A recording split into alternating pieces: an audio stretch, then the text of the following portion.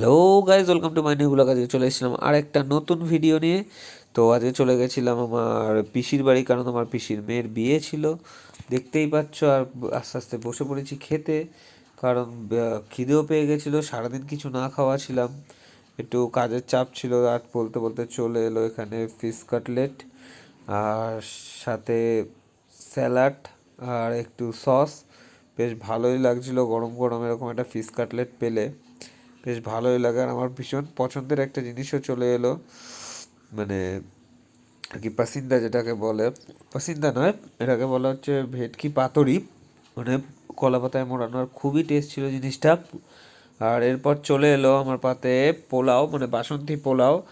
আর এদিকে গরম গরম ধোয়া ওঠা খাসির মাংস বলতে বলতে চলে এসছে, দেখতেই পাচ্ছ তোমরা। আর শেষ পাতে চলে এসছে চাটনি আর পাঁপড়।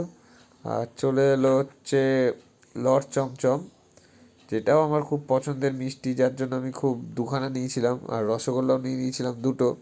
চলো, যারা যারা এখনো সাবস্ক্রাইব করো আমার চ্যানেলটাকে করে দাও এরকম নতুন নতুন ভিডিও।